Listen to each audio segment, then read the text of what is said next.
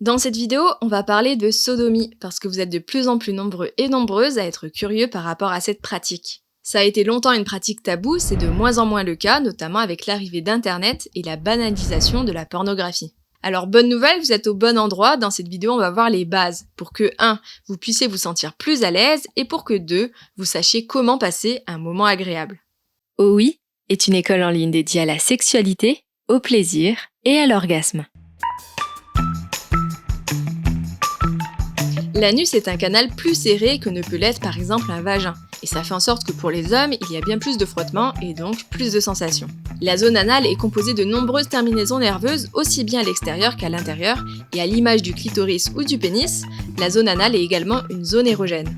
Certaines personnes peuvent même avoir des orgasmes rien qu'en stimulant leur zone anale, donc dans la quête du plaisir sexuel, l'anus peut être un puissant allié. Au-delà des raisons purement physiques, le sexe anal peut aussi être apprécié parce que c'est un peu transgressif, et le fait de braver des interdits peut ajouter une dose d'excitation et donc procurer plus de plaisir. La meilleure façon de débuter le sexe anal, c'est de le pratiquer avec soi-même. Et un des meilleurs endroits pour pouvoir l'apprivoiser, c'est sous la douche. Si vous êtes timide avec le fait de toucher directement votre propre anus, eh bien vous pouvez le faire avec le pommeau de douche. En explorant d'abord par vous-même, vous deviendrez plus à l'aise avec la pratique et ça peut aussi vous aider à apprivoiser les sensations. Si vous trouvez que c'est une bonne idée, je vous invite à cliquer sur le bouton j'aime. Et pour ne pas manquer les prochaines vidéos, abonnez-vous à cette chaîne en cliquant sur la petite cloche. Si vous voulez pratiquer la pénétration anale, il est recommandé de vider vos intestins à l'avance, de prendre une douche, de nettoyer l'extérieur de l'anus avec du savon et de l'eau. Il y a aussi 3 règles à respecter. La première, c'est de ne pas manipuler son ou sa partenaire ou d'insister lourdement pour obtenir du sexe anal. Dans un couple, il arrive souvent qu'un des partenaires a vraiment envie, mais que l'autre pas du tout. Donc la première règle, c'est d'obtenir un consentement clair et affirmé. Souvent, le plus difficile, c'est d'emmener le sujet sur la table, parce qu'on peut avoir peur de la réaction de l'autre, et donc une chose que vous pouvez faire, c'est de lui partager un article ou une vidéo sur le sexe anal, et de lui demander ses ressentis par rapport à cette pratique. Une autre façon de lancer la conversation serait de demander à l'autre quelles sont ses envies et de voir avec lui ou elle si vous vous sentez mutuellement à l'aise pour explorer ensemble les envies de l'un et de l'autre.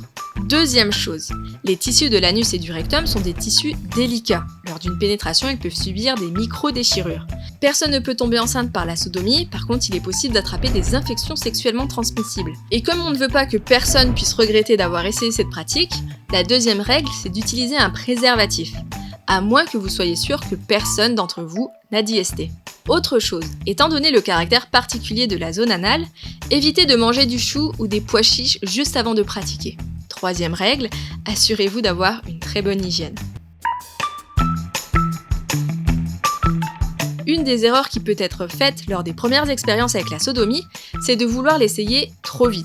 Vous ne gagnerez aucune médaille d'or à aller vite, voire ça pourrait rebuter votre partenaire si il ou elle n'est pas assez préparé, donc essayez plutôt d'aller le plus doucement possible. Le rectum a besoin d'être détendu pour que la pénétration puisse être la plus agréable possible. Donc une façon de détendre son corps et son esprit, c'est de commencer par mettre le focus sur les autres zones érogènes et de commencer le sexe anal en utilisant les doigts. La pénétration n'est absolument pas nécessaire pour s'amuser et les doigts sont beaucoup plus petits et faciles à manipuler. Par ailleurs, je vous rappelle que l'extérieur de l'anus est très innervé et donc peut être très agréable de se le faire tripoter. Si vous voulez, vous pouvez aussi faire varier les plaisirs en associant le sexe anal avec une autre pratique. Une des peurs liées à la sodomie, c'est la peur d'avoir mal, c'est la peur de la douleur. Donc comment faire en sorte de ne pas avoir mal pendant la pénétration ? Première chose, le rectum ne produit pas de lubrification et la salive ne suffit pas. En matière de sexe anal, la lubrification n'est donc pas négociable. Deuxième chose, préparez bien votre cœur et votre mental. Avant de la pratiquer, vous pouvez vous faire du bien. Éventuellement, vous pouvez même vous mener à l'orgasme, ce qui permettra à votre corps d'être plus détendu. Troisième chose, allez-y doucement. Quatrième conseil, et pas le moins intéressant, laissez la personne pénétrer, laissez le récepteur contrôler la pénétration.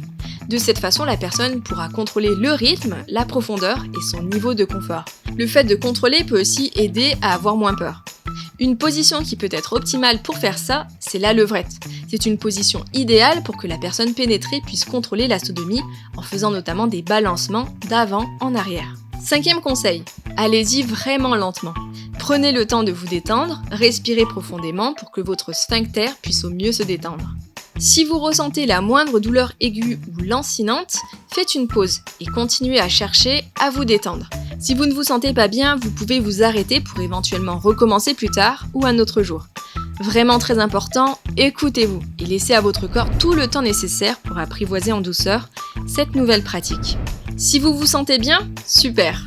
Vous pouvez augmenter la vitesse, voire aussi ajouter d'autres sources de stimulation.